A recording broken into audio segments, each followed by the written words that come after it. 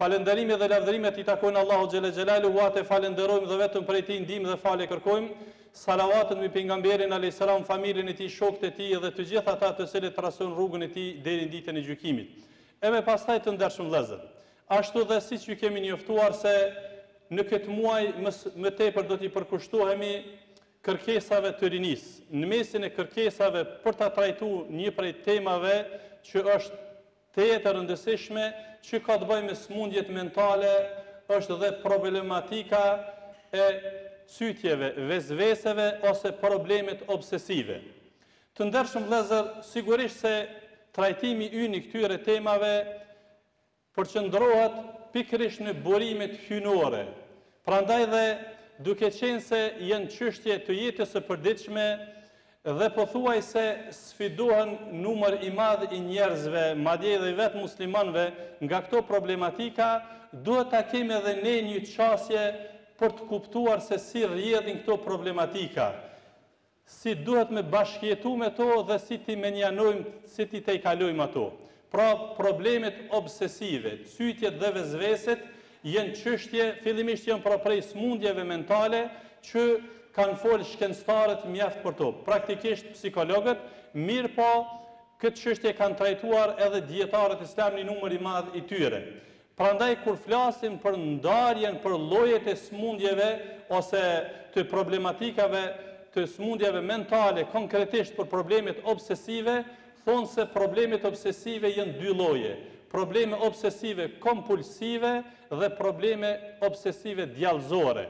Dhe si ti dallojmë këto dyja dhe si të di unë se a jam i prekur prej këtyra apo jo.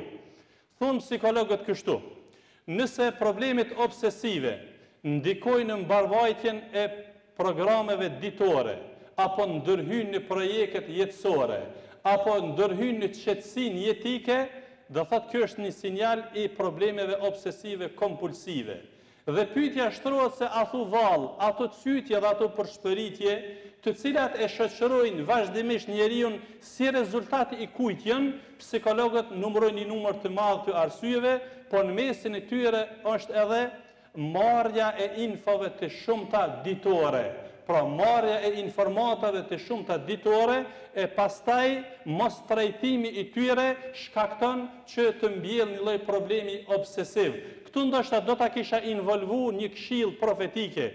Për atë arsye thot pejgamberi alayhis salam, min husni islamin mar tarkuhu ma la yanihi. Për islamit mirë të njeriut është mos me u marrë me çështje që janë kompetencë e tij, që janë për te. Pra jo çdo info që ti e ndëgjon, merre, absorbohe dhe përvetësohe atë, sepse do të vijë një çast që pastaj do të rëndohesh edhe ki të vështirë me e te kalu atë. Në vijim të ndershëm vëllezër, do t'i potencoj disa këshilla që konsideroj se janë të rëndësisë së veçantë. Fillimisht duhet kuptuar që çdo preokupim që e kemi është i natyrshëm. Mos e egzagero, nuk jeti i vetmi që përballesh me disa problematika, të shumtë janë si ti. Pra në momentin që e pranojmë një sfidë në mënyrë të natyrshme, vetvetiu dhe te kalohet. Pastaj duhet kuptuar që çdo sfidë, çdo smundje, çdo preokupim ka mësime dhe ka urtësinë to, po duhet me i studiu. Kështu, unë dua t'i ceki disa mësime se çka mund të nxjerrmi prej sfidave tjetës, prej smundjeve, prej preokupimeve, prej brengave, çfarë mësime mund të nxjerrmi, ose çfarë dobi mund të nxjerrmi. Dobit dhe mësimet janë të shumta. Mesin e tyre është, duhet kuptuar që fetarisht, çdo breng me të cilën ne përballemi, na i fshin mëkatet, na pastron prej mëkateve, na ngrit te Zoti, e pastaj dhe sidomos ato që kanë bëjnë me shëndetin ton, janë një sinjal i mirë që ne ta ruajmë shëndetin dhe ta e vlerësojmë. Shikoni sa mirë ka thonë pejgamberi alayhis salam në një hadith, në një thënie profetike që është i njohur tek ju. Thot pejgamberi alayhis salam: "Ma yusibul muslim min nasabin wala wasab", nuk e godet besimtarin ndonjë smundje, ose ndonjë lodhje, ose ndonjë preokupim, ose ndonjë shqetësim, ose ndonjë pikëllim, ndonjë mërzi, ose ndonjë e keqe, madje edhe një gjemb, një therr nëse i hin, vetëse përmes krejt këtyre Allahu e pastron nga mëkatet.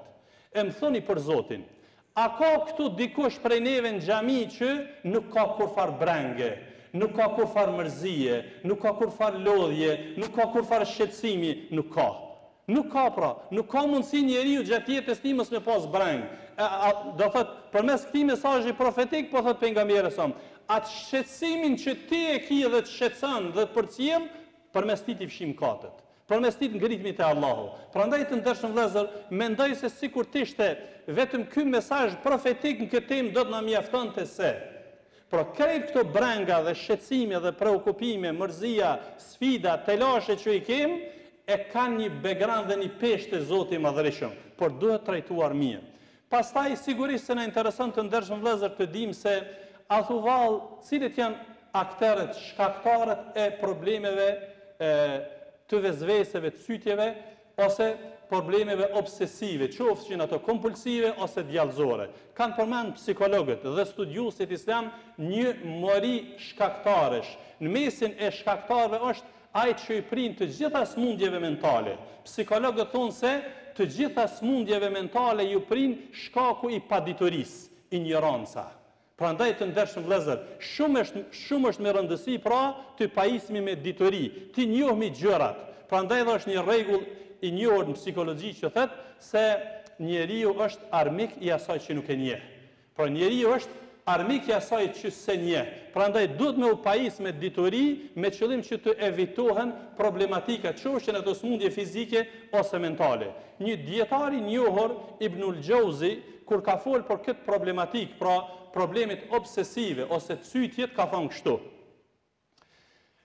Prej formave që djalli depërton shumë lirë shumë te njeriu është dera e paditurisë. Tek i padituri djalli depërton hyn pa leje dhe e gjan vendin e tij aty. Prandaj të ndershëm vëllezër, është shumë e rëndësishme pra të pajismi me dituri për të evituar edhe problemet obsesive.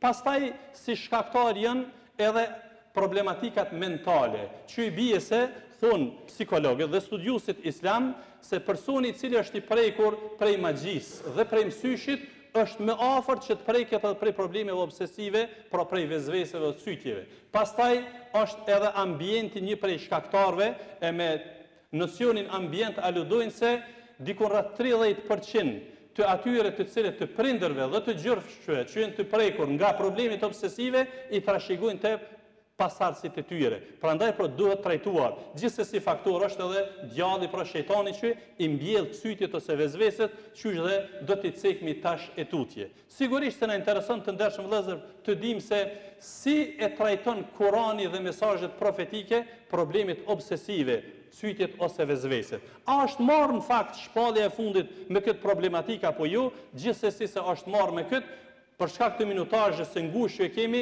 po mundohna me bëni kronologji të citateve kuranore që flasin për problemet obsesive, pra për sytjet edhe vezveset. Fillimisht të ndershëm vëllezër, Allahu në Kur'an na njofton, duke përshkruar biografinë e njeriu të parë, të Ademit alayhis salam, na njofton se ka qenë i prekur prej problemeve obsesive, ai dhe bashkëshortja e tij. Thot Allahu në Kur'an: "Fawaswasa lahuma shaytan." Shejtani veç i cyti ata dy, pra u ambjelli problemin obsesiv. Ndërsa në mënyrë të veçantë e ka përmend Ademin alayhis salam. Thot: "Fawaswasa ilayhi shaytanu wa qala ya Adamu hal adulluka ala shajarati al-khuld wa mulkin la yubla." E cyti atë, o fjala për Ademin alayhis salam, shejtani. Dhe i tha: "O Adem, a don të njoftoj ty për një pemë të përjetësisë dhe për një sundim i cili nuk zhduket asnjëherë." Pra Allah e përmend nocionin obsesiv, vezvesen, sytjen. Pra i bie se që prej njeriu të parë kanë qenë prekur për këtij problemi. Atëherë pra mos e përjashto vetveten. E pastaj kur flet Allahu për mbar njerëzin në surën Qaf thot kështu: "Wa laqad khalaqna al-insana wa na'lamu ma tuwaswisu ilayhi nafsuhu wa nahnu aqrabu ilayhi min hablil warid." Ne e kemi kriju njeriu dhe e dim se çfarë e cyt atë. Ne e dim se çfarë problemi obsesiv ka ai. Pra i bie se pjesë e madhe e njerëzve vujnë nga kjo problematik dhe janë të prekur prej cytjeve, prej mendimeve obsesive ose kompulsive ose djallëzore. Ndërsa kaptina e fundit në Kur'an, që është kaptina e njerëzve, Suratun Nas, Në të kaluarën kemi folë që në Kur'an është një kaptin e njeriut, Suratul Insan. Ndërsa kaptina e fundit në Kur'an është kaptina e njerëzve, Suratun Nas. Në këtë kaptirë Allahu na njofton se njeriu është kandidat potencial për të prek nga problemet obsesive, ose nga cytjet apo nga vezveset. Pastaj na njofton Allahu se si preket. Thot Allahu xhele xhelalu duke filluar kaptinën që të kërkojmë mbrojtjen e Allahut nga këto problematika. Kul a'udhu bi rabbin nas. Thuaj atyre kërkojmë mbrojtjen nga Zoti i njerëzve, Malikin nas, sundimtari i njerëzve, Ilahin nas, i adhuruar i njerëzve. Prej kuj? Min sharri l-waswas. Kërkojmë mbrojtjen prej Allahut nga sherri, nga e keqja e problemeve obsesive, nga cytjet el-khannas, nga cytjet të cilat fshihen. Këtë nocionin, terminologjin el-khannas që e ka përmend Allahu, komentatorët kanë thonë kështu. Aludohet me to djalli, sepse djalli e cyt personin ja bjen një mendim para gjykus dhe ik. Kur vije dhe kur ik? Vije kur ti je i zbrazur nga përmendja e Zotit. Kështu kanë thënë komentatorët e Kuranit. Kur ti nuk e përmend Allahun, vije djalli dhe cyt, ta bjen një mendim. Në momentin që e përmend Zotin, fal namazin, kështu më radh ik. Për atë arsye quhet el-khannas. Mirë. Ku qëndron pra kjo problematik? Si e vëre njeriu që ka probleme, Allahu e ka përmend se vend goditja në trupin e njeriu është gjoksi. Alladhi yuwaswisu fi sudurin nas. Aja që i godet pra cytjet ose problemet obsesive në gjoksin e njeriu. Për atë arsye personat cilët kanë probleme obsesive, qofshin ato pra kompulsive ose djallëzore, i ngushtohet gjoksi, pothuajse i ngushtohet frymarrja, ndjersitën e kështu me radhë. Pra, themi përfundimisht se Kurani pra e ka trajtu këtë problematik e pastaj shkencëtarët e kanë dëshifruar dhe janë marrë me te. Sigurisht se me këtë çështje është marrë edhe vetë pejgamberi alayhis salam dhe e ka trajtuar shumëta e këto mesazhe që flet pejgamberi son për problemet obsesive ose për cytjet, dhe në mesin e këtyre thanive ka thënë pejgamberi alayhis salam, nëse dikush për juve është duke fal namaz dhe nuk e din se ai ka fal 3 apo 4, le ta braktis dyshimin. Le ta braktis dyshimin se këtë dyshim është rezultati i problemeve obsesive i cytjeve dhe le ta vendos bindjen ato që është më i bindur. Prandaj edhe një rregull juridik tek dietarët islam thot el yaqinu la yazulu bi shak. Bindja nuk mposhtet me dyshim. Për atë arsye pra një prej kishim e thonë prej derës së depërtimit të problemeve obsesive është kur ne e ndërtojmë çështjen me dyshim.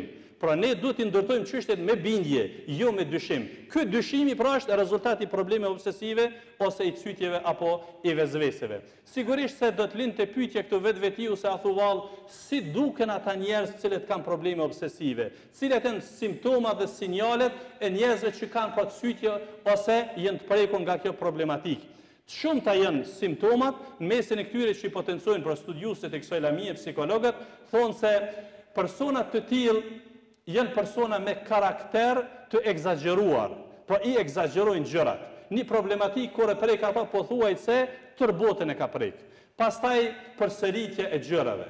Pastaj janë persona jo stabil, janë persona që do thotë të i kalojnë kompetencat e natyrshmërisë, qoftë në mendime, qoftë në veprime. Pra, e teprojnë gjëra, e teprojnë të marrë abdes, e përsërisin abdesin, madje ka shpesh herë i përsërisin edhe namazin, shpesh herë pra i përsërisin edhe veprimet e tyre, e të shumta të ngjashme janë prej simptomave.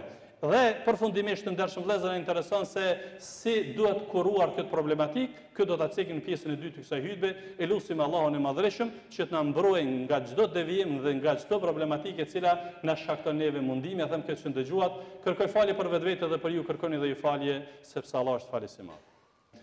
Të ndershëm vëllezër, ndoshta në shikim të parë të trajtimit të kësaj problematike njerëzve ju duket se është diçka e rëndomt, mirë po çështja është shumë serioze, sepse personat të cilët janë të prekur prej problemeve, pra të këtij lloji problemit mental ose problemeve obsesive ose të cytjeve, janë një siklet të vazhdueshëm, edhe kur janë në namaz, edhe kur janë në gjumë, edhe kur janë qut, edhe kur janë në shoqëri, edhe kur janë familje, personi pra është gjithmonë siklet madh. Prandaj për të kuruar nga kjo problematik, fillimisht duhet drejtuar personat që janë adekuat, pra psikologëve njërin anë dhe në anën tjetër duhet trajtuar edhe nga aspekti shpirtëror dhe fetar. Pra ata të cilët e njohin këtë lami, pikërisht pra këshilla jonë për ta është që mos ja ep vëmendjen problemeve obsesive ose cytjeve ose vezveseve. Pra mos ja ep vëmendjen, mos i shko mrapa, mos u merr me te, injoroa një veprim ose një ide